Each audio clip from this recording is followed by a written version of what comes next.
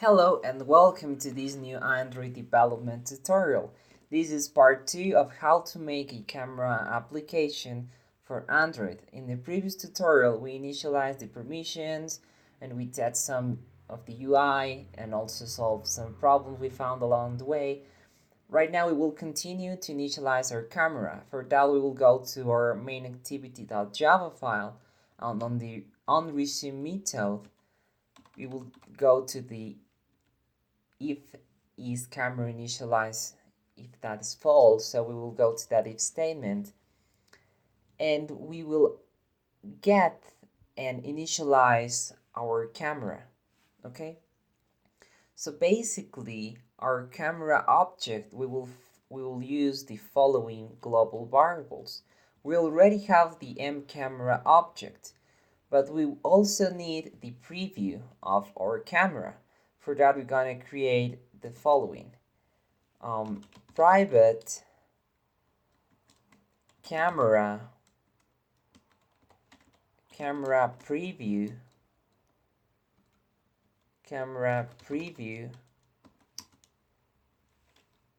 okay, let me see. Camera preview, apparently we cannot create a camera preview. Let me see what's going on here. Okay, camera preview, let me see why we cannot create a camera preview. Let me see what's going on.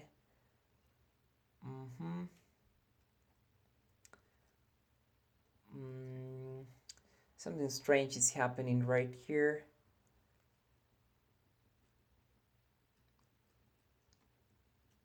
Actually, I think we have to implement that ourselves if I'm not wrong. Maybe we have to create the preview ourselves because Android doesn't have a kind of a default way of doing a camera preview apparently. So we have to create that class ourselves. Okay, so we will delete these and we will create a class ourselves. We will do it as follows. After the onResume method, we're gonna create a new class. Private class camera preview. So this is the camera preview. This will extend surface view. Okay, we have to import this and we'll implement the surface holder callback. So implement surface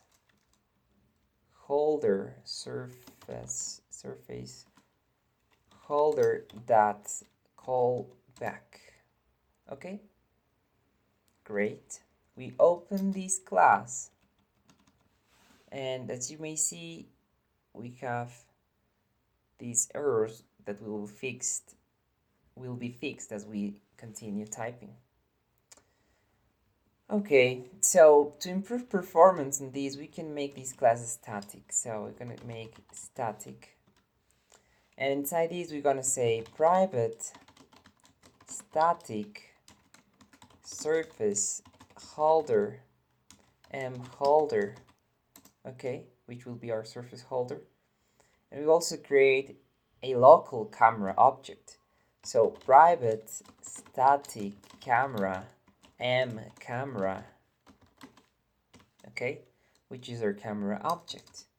And of course we have to create our constructor method, which will be private, because this is in our class, so camera preview, and as parameters we will need the context, which we will also call context, and a camera, which we will also camera what am I doing here? Okay, camera, and we will also call camera. Okay, we will open the constructor method and we will call it super and we will pass our context. Okay, and we will set M camera to the camera we get. So M camera equals to camera. So here's a typo right here. Make sure it says camera. Okay, now it's fixed. Great. We continue and go and set mHolder to get holder right here, and also mHolder add callback to this because we're implementing the callback in the surface holder class. Okay, now we also have set the type of it, so we can say mHolder that set type surface holder that surface type push buffers. Okay, great. So this is for our constructor class right here. Now we are extending the surface view class. For that we have to create a couple more methods. The first one being public void surface, surface created. Okay, and we will pass we'll have a parameter surface holder. We will call it holder. Okay, we'll open this method and set our global holder to this. So you're gonna say we will have to set a global class holder. So remember when we were defining the classes out here on the camera class, we also have to define a holder outside it. Okay, so let's do it right now. So basically this my holder thing right here we will set will be the holder that will be accessed by our outside class. So since it's in the static class, we're gonna say private static surface holder, and we will call it my holder. Okay, so we have now created our holder, and we can go back to our camera preview class. So we go back to our camera preview class, and we will continue writing it. So in the surface created method, we're gonna set my holder will be set to holder. Okay, and here we will set the preview display of our camera. So we will show the user the actual camera preview. To do that, we're gonna say mCamera that set preview display, and we'll set this to holder. Okay, and we will also say mCamera that start preview. Great. So as you can see here, we have to handle this exception. So we will click in here and click on surround with try catch. Okay, great. And to make this look a bit better, we will put this line inside the try block right here. And that's it for our surface created method. We will also have to create a surface destroyed method. So you're gonna say public void surface destroyed. Okay, and again it will have surface holder of name holder. And for now we won't be using this method. Okay, we won't be using the method. Now we will go and create another method which will be public void surface changed, and as parameters will be surface holder. Then we will have int format we have int width, we can just write W, and int height, we can just write in H. And we again won't use this for now because we don't really need it. And now we have created our own camera preview class. We will use this class to show the camera content to the user, which is awesome. Okay, so right now we have done this, and we will go and initialize our camera. And as I told you, we will have to define some global variables right here. So after we define the holder, we will access the preview, in this case the preview we just created. So we're gonna say private static camera preview, and we'll call this m preview. Okay, great. But we will also want to create a kind of preview as a layout, so we want to display to the user, right? So for that, we can say private frame layout, and we'll call this preview. Great. Okay, so right now we have a couple of variables that are quite useful for us, and we will do the following. So in the onResume method, in this if statement that checks if camera is not initialized, we will initialize it as follows. So we will set mPreview, mPreview, we will be set to new camera preview this m camera. Okay, great. And we also have to create a preview in XML, the frame layout, which is this right here. So to do that, we will go to our activity main XML file, and here we will do the following. We will do frame layout. The width will be much parent. The height will be, let's see, we will set it to 0 dp, but we will set weight 1 for now. We can change this later, of course, if we need to. So we have frame layout. Okay, and the ID of this will be camera preview. Okay, which is awesome. We close this element, and I think we're now ready to continue. So we will go back to our main activity.java file, and here after we initialize the mPreview, we will initialize also the frame layout with our preview.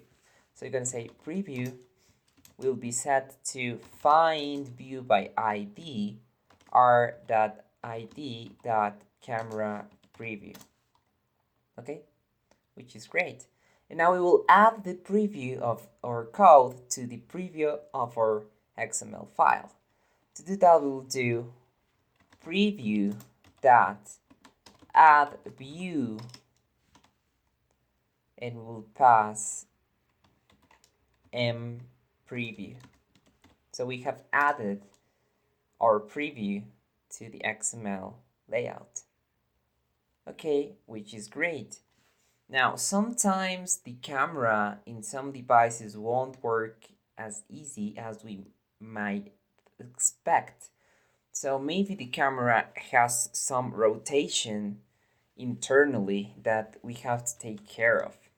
Okay, so we will call a method that we will call, the method will be rotate camera. So we'll create a method right here saying private void rotate camera. Okay, and this is also useful when we are switching between front and back cameras. Okay, so first of all, in this rotate camera, we have to check if the camera object is not null. For that, we're going to say if M camera is different than null. So if M camera is different than null, we will get the rotation of it. The rotation of the camera is a useful parameter we will use later, so we will set that as a global variable. So private int rotation, okay? And the rotation of the camera will be a value that will contain the kind of the rotation of our camera. Okay, so we will just call it rotation. Okay, it's for performance, we can also use a static here. So static, which will be kind of better, not really important, but you know, kind of better. Okay, so we have rotate camera. If camera is different than null, then we will get kind of the rotation of display.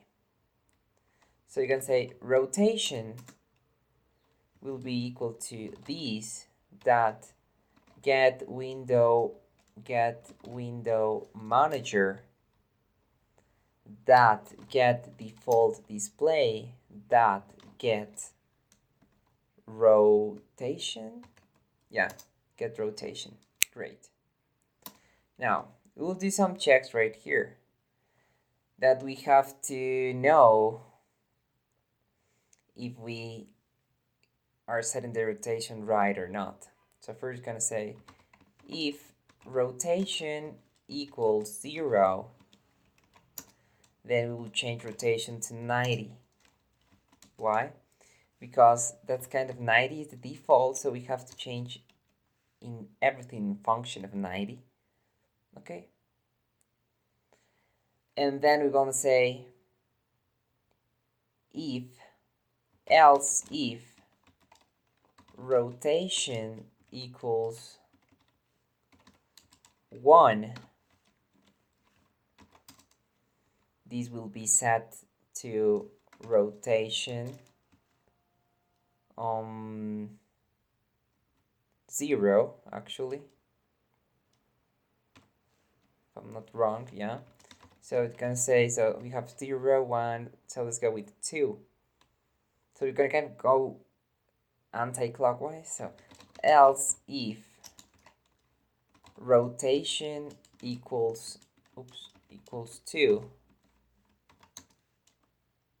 okay, we will set rotation to 270, so which is 360 minus 90.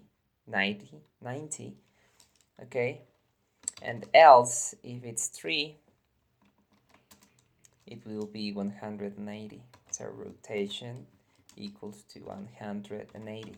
So this basically enables us to know about the rotation of the device and also the rotation of the camera itself. Okay, so now we're gonna kind of have a flag that will tell us which camera is being used.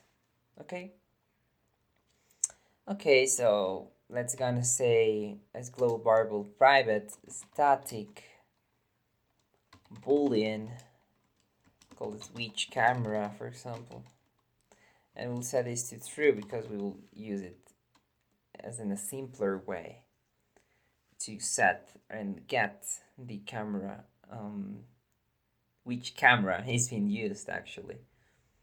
Okay, so after we do this, we want to set the new rotation. So you can say m camera dot set display orientation, and we will set this to rotation. Okay, which is awesome. Great. Now additional to that, if which camera is false, what that means, okay? So what means when which camera is false?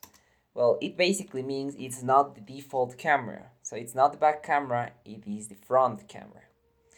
And when we switch between front and back, sometimes we have incompatibilities.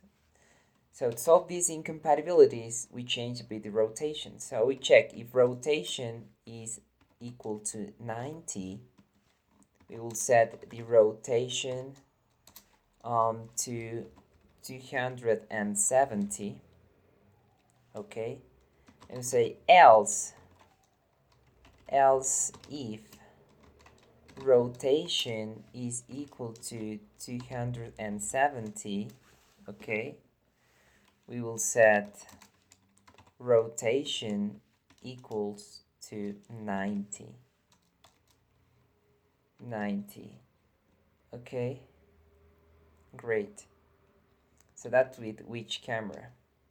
And then we're gonna say the parameters of the camera. So the parameters of the camera are basically the features and the current state of the camera, which we will be access them as a global variable. For that, we go and say private static camera dot parameters. We will call them P.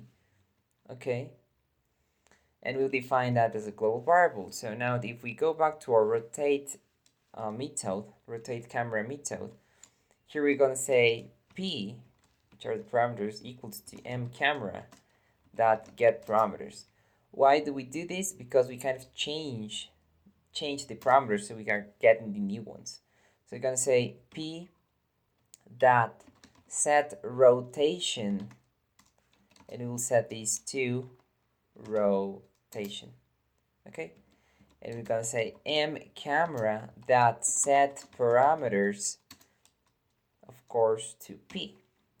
And that's it for rotate camera method, for the rotate camera method. Okay, so if we go back to our onResume method in where we are initializing the camera, we have added the preview, as you can see right here, and just now we have to call rotate camera because that method will take care about the current state of the camera and fix it for us. Okay, which is great. Now, some cameras have flash features and some actually don't. So to support them, we will go and create a button on our activity main.xml file. So after the frame layout, we're gonna create a linear layout with match parent. The height will be 50 dp, for example. The orientation will be set to horizontal. And here we will start creating kind of buttons. So the first button that we will create right here will be about the flash features, right? Okay. So the flash feature will be as follows. The width will be 0 dp, the height will be match parent, the weight will be 1, okay? The ID of this button will be flash, just like that, okay? So we will also create a couple more elements right here, but we'll do that later. Okay, so if we go back to our main activity.java, as I was telling you, some cameras have flash and some cameras doesn't have flash. So we want to check if the current camera has or not flash. To do that, we will create a method. We're gonna say private static boolean has flash. Okay. Okay, and we will actually get the parameters of our camera. We can get some parameters of our camera, calling them get supported color effects, for example. So some parameters, some color effects can be black and white or something like that. To store those color effects, we will create an array list as follows. Private static list of strings we'll call it, don't forget to import the list of strings. We will call it cam effects. Okay, great. So inside the has flash method, we will say cam effects will be to p that get supported color effects. Okay, then we're gonna basically, when we check for flash, we'll also be checking for these cam effects as a way of loading them quicker. Okay, then we're gonna say and get the flash modes to see if the device supports flash or not. So final list of string, we'll call this flash modes, and we set p that get supported flash modes. Okay, and here we will say the first check will be if flash mode is null, then we will return false right away. So return false, which means doesn't support camera. Okay, but then it's still not ends, doesn't end here. So we're gonna continue. For string flash mode, okay, at flash modes, this is a for each loop, so you can say if camera that parameters that flash mode on that equals flash mode, we will return true. Okay, otherwise outside the for each method we will return false. Okay, this is great. Now we know if the camera has or not flash features. Okay, this has been everything for this video. We will continue initializing this complex camera application in the next tutorial. I hope you like it and I see you in the next one. Bye.